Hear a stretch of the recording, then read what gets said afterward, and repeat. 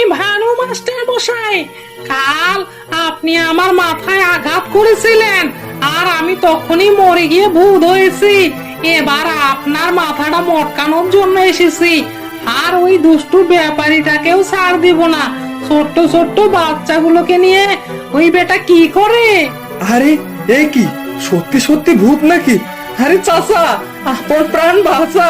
এই বয়সে প্রাণটা গেলে আর কেমনে কি? আরে পালা রে ভাই, পালা।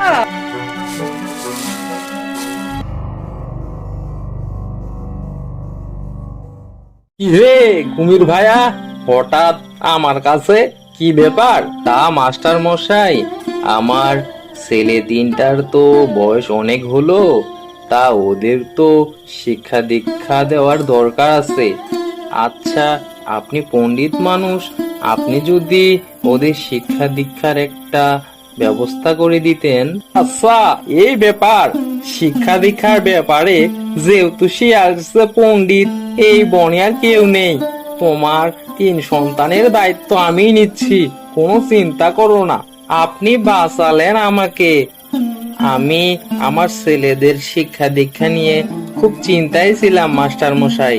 আপনার কথা শুনে মন থেকে অনেকটাই শান্তি পেলাম।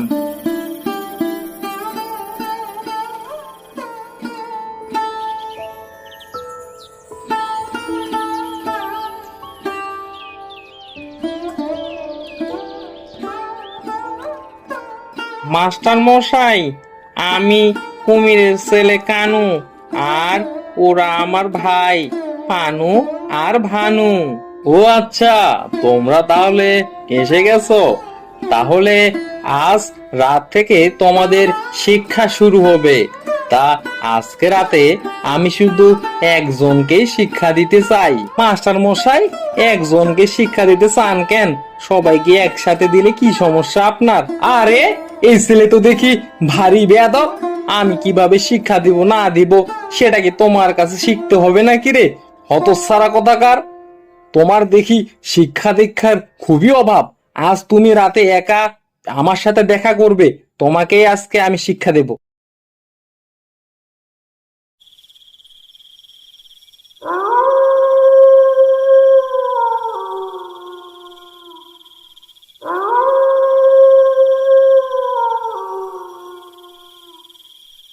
মাস্টার মশাই, আপনি আমাকে কোথায় নিয়ে এলেন?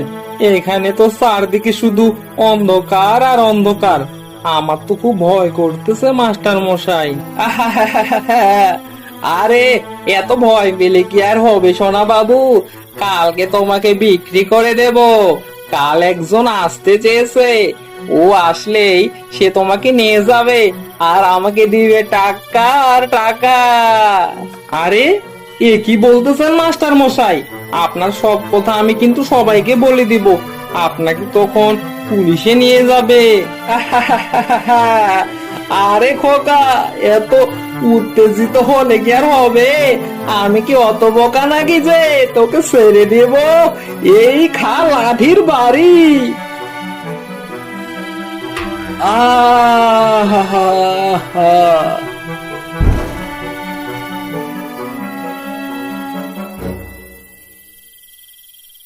কি গো, তুমি ছেলেটাকে কোথায় নিয়ে গেলে? ছেলেটাকে পাশের জঙ্গলে নিয়ে গিয়ে মাথায় বাড়ি দিয়ে একেবারে অজ্ঞান করে ফেলেছি। এইবার ব্যাপারীটা আসলে ওকে ভালো দামে বিক্রি করে দেব। ব্যাপারী সাহেব খুব ভালো দাম দিতে চেয়েছে। ওমা তাই? তা আমাকে কিন্তু সোনার সীতাহার করে দিতে হবে, এ বলে দিলাম আমি। আরে বউ, দিব গো দিব। এত জোরে জোরে কথা বলিও না তো, পাশে ওরা আবার শুনতে পেয়ে যাবে।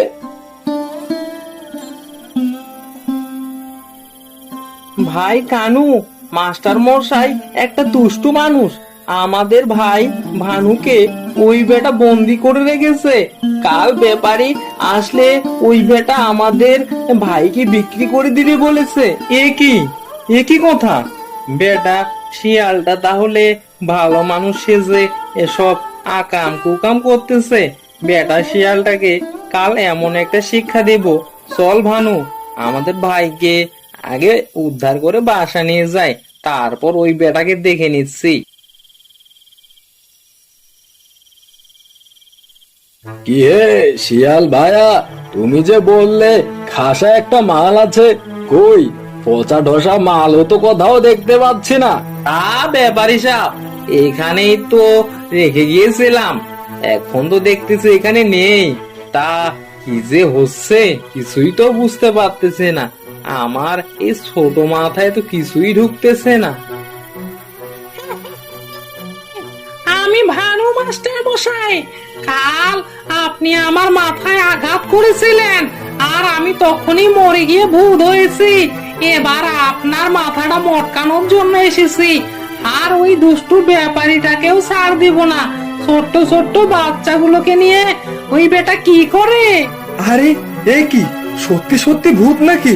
আরে চাচা, আপন প্রাণ বাঁচা, এই বয়সে প্রাণটা গেলে আর কেমনে কি? আরে পালা রে ভাই পালা।